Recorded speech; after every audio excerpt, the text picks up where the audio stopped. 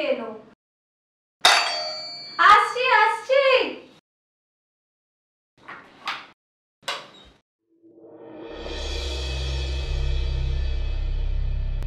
এসব কি? ও কে? ও নীলিমা। নীলিমা? হ্যাঁ ও নীলিমা, আমরা বিয়ে করেছি। কি কি বললে? হ্যাঁ, তুমি যেটা শুনলে, আমরা দুজন বিয়ে করেছি। কি বলছো কি এসব? তুমি আমার সাথে প্র্যাঙ্ক করছো তাই না? আরে ওসব প্র্যাঙ্ক ট্যাঙ্ক কিছু না। সরো তো সরো। নীলিমা ভিতরে এসো। না, আমি বেঁচে থাকতে তুমি ওকে নিয়ে ঘরে ঢুকতে পারবে না। বেরিয়ে যাও, বেরিয়ে যাও বলছি। দেখো রত্না, সিন ক্রিয়েট করো না, বাড়ির লোক জানলে ব্যাপারটা খারাপ ভাববে। হোক খারাপ, খারাপের বাকিটা কি রেখেছো? রত্না, বেশি বাড়াবাড়ি না করে আমাদের ভিতরে ঢুকতে দাও। না, আমি বেঁচে থাকতে তুমি ওকে নিয়ে ঘরে ঢুকতে পারবে না। আমি তোমাকে ঘরে ঢুকতে দেব না। কি? আমাকে ঢুকতে দেবে না? দেখি তো আমাকে কে আছে।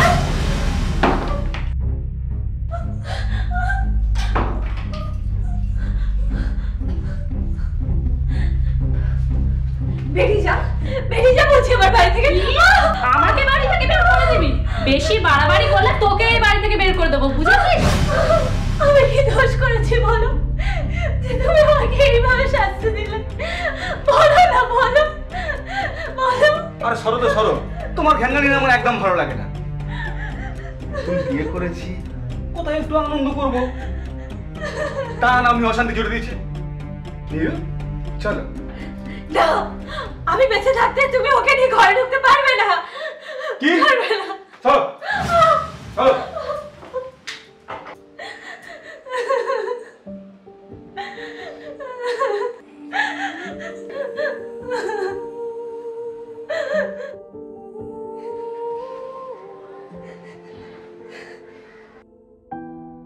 তুমি কেঁদো না বৌদি, আমি দেখছি কি করা যায়।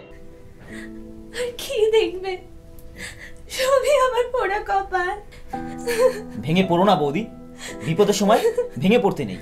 আমি কি করব বলো তো শুভ?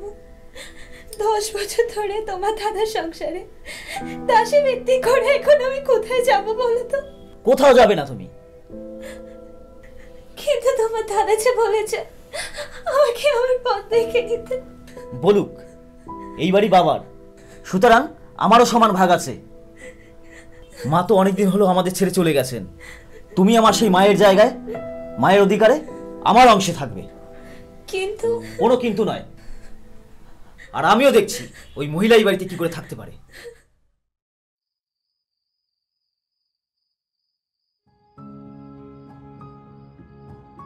আচ্ছা অনেক, আমরা হানিমুনে যাব না? যাও ডালি, তবে কয়েকদিন পরে। পরে কেন? বিয়ের পরেই তো সবাই হানিমুনে যায়। দেখো, হঠাৎ করে তো বিয়েটা করে ফেললাম, দাঁড়াও কয়েকটা দিন অপেক্ষা করো। ওসব আমি কিছু জানি না, আমাকে হানিমুনে নিয়ে যেতেই হবে, ব্যাস। আচ্ছা বাবু আচ্ছা, তা দেখছি কি করা যায়। তা কোথায় যাবে?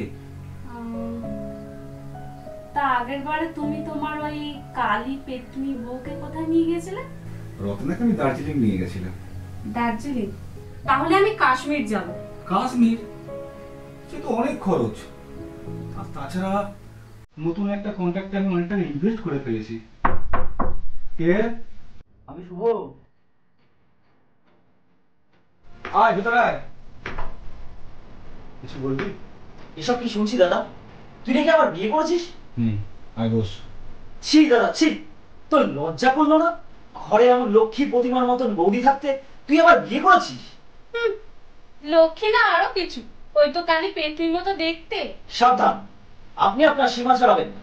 তাছাড়া আমি আমার দাদার সাথে কথা বলছি, আপনার সঙ্গে নয়। শুভ, নীলিমা তোর বৌদি হয়।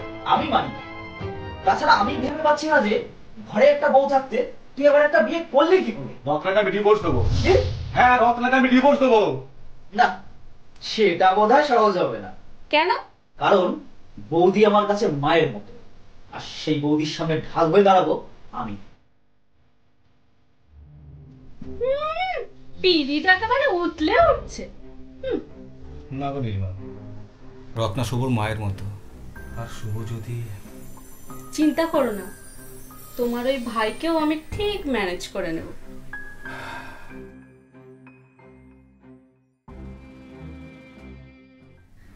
ওকে স্যার, ওকে। হ্যাঁ sir, okay sir, thank you very much sir. তাহলে রাখছি স্যার। বৌদি, ও বৌদি, কি হয়েছে? আরে এইদিকে একবার এসো। একটু দেরি হবে। বৌদি, বৌদি, আরে একটা সুখবর আছে বৌদি, সুখবর আছে। বৌদি, আমার প্রমোশন হয়ে গেছে, আমি ম্যানেজার হয়ে গেছি। বাহ, এটা খুব ভালো খবর। যাও বাবা মা ছবিতে গিয়ে প্রণাম করে আসো। বাহ, এটা দারুণ সুখবর। তাহলে আমাদের সকলে মিলে সেলিব্রেট করা উচিত।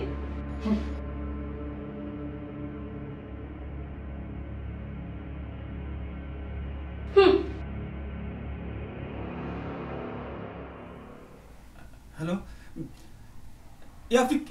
আপনি কি বলছেন স্যার?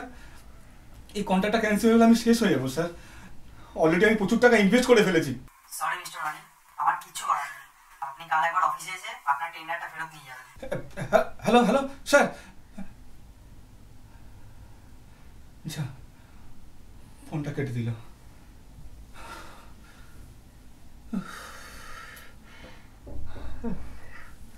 কি হলো অনিক? কি হয়েছে তোমার? সর্বনাশ হয়ে গেছে, আমার কন্ট্রাক্টটা ক্যান্সেল হয়ে গেছে। আমি যে পথে বসে গেলাম। সে কি? তাহলে এখন উপায়? জানি না, কিছু জানি না। তুমি চিন্তা করো না অনিক, সব ঠিক হয়ে যাবে, ঠিক হয়ে যাবে।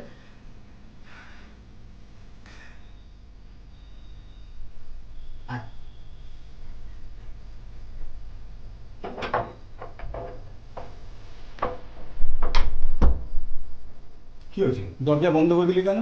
বস, বলছি। দাদা, এখনো বলছি, বাঁচতে যদি চাস ওই মহিলাকে এখনই বিদায় কর। তোর এই সর্বনাশের মূল কারণ ওই মহিলা। শুভ, কি বলছিস কি? হ্যাঁ, ঠিকই বলছি। আমি জানি তুই বিশ্বাস করবি না, তাই সব মোবাইলে রেকর্ড করে রেখেছি।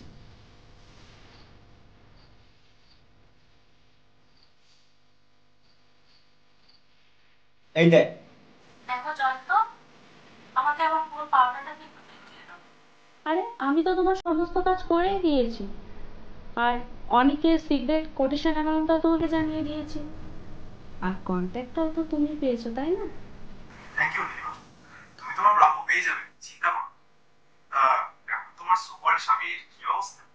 অনেক অনেক পুরো শেষ, শুধু ওর কাছ থেকে সম্পত্তিটা লিখিয়ে নেবারই যা অপেক্ষা।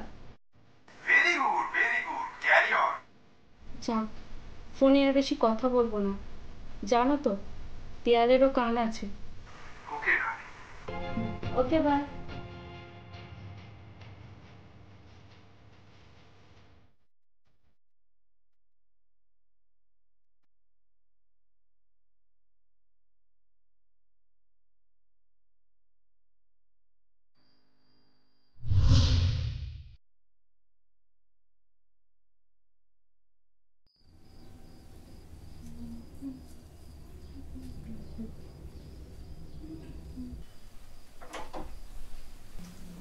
কিছু বলবে?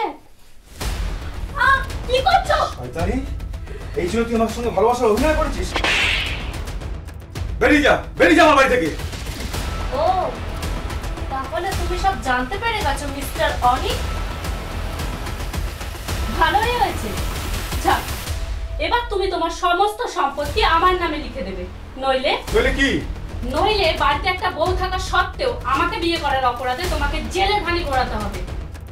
সে পথ আমি বন্ধ করে দিয়েছি, সম্পত্তি দুভাগ করে একটা আমার নামে একটা রত্নাবতীর নামে করে দিয়েছি।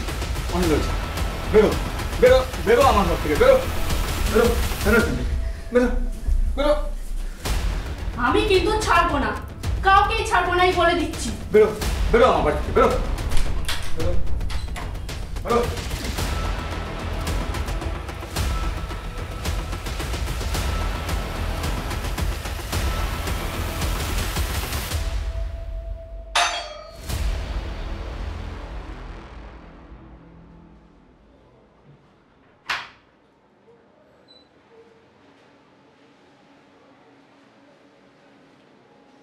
বৌদি, তুমি কোথায় গিয়েছিলে?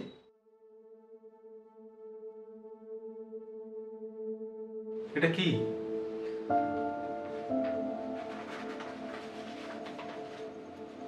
Divorce paper?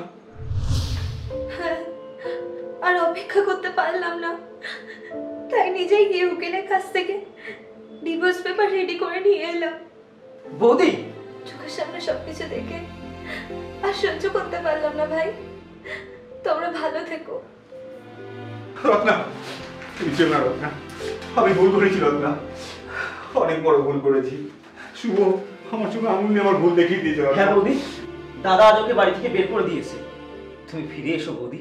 তার হয় না, আমি আমার পথ খুঁজে নিয়েছি।